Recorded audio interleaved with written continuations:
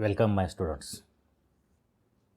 In this video session, you are going to learn about the bacterial cell wall staining by Chance's method. So all of you know that bacterial cell is made from various structural components, and among them one of the important structural component is its a cell wall. Cell wall is present outside of the cell membrane and it gives rigidity, protection and shape to the bacterial cell. On the basis of structure of cell wall, bacteria are grouped into two groups as gram-positive and gram-negative bacteria.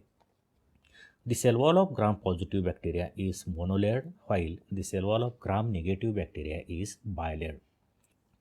To stain the bacterial cell wall, various special staining methods are used, and the most common methods are Chance's method, Ringer's method and Dyer's method.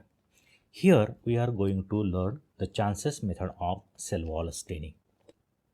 So what are the requirements for the cell wall staining by Chance's method? So you will require clean glass slide, nichrome wire loop, bacterial suspension of 24 hours old culture of bacteria, 0.5% new fuchsin or 0.5% basic fuchsin. Both of these are basic stains. And last, 0.5% Congo red, which is an acidic stain. Now you see what is the procedure of this method. First, you will have to prepare the smear of given bacterial suspension under aseptic conditions with the help of wire loop.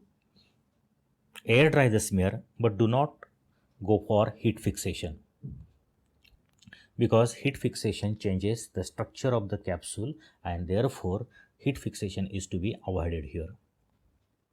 In the next step, treat the smear with 0.5% new fuchsin for 3 minutes. Remove the excess stain but do not water wash. Apply 0.5% Congo red for 4 minutes. Gently wash the slide with water and dry it and observe under the oil immersion objective of the microscope. What will be your observation? Under the microscope, you will see pink colored cell wall and colorless cytoplasm. If the bacterial cell is spherical one, then you will see spherical cell wall, and if the bacterial cell is rod shaped, then you will see rod shaped bacterial cell wall, which is pink color. Now we will discuss the mechanism of cell wall staining. That means why cell wall appears pink and cytoplasm appears colorless by this method. Suppose this is one of the bacterial cell. In the procedure, first we apply a new fuchsin stain to the bacterial cell. This new fuchsin is the basic stain and therefore it stains cell wall as well as cytoplasm, because cell wall and cytoplasm both are acidic in nature and they are having negative charge on them. However, here the strong staining of cell wall is taking place because cell wall is more acidic than the cytoplasm because of presence of free carboxylic groups on its surface. In the next step, we apply Congo red, which is acidic stain, and this acidic stain binds with basic stain which is already present on the cell and removes that basic stain. That means here Congo red acts as a decolorizer. But the removal of basic stain takes place only from the cytoplasm and not from the cell wall, because it is strongly bound to the cell wall. Therefore, after water wash, cytoplasm becomes colorless while cell wall remains pink colored.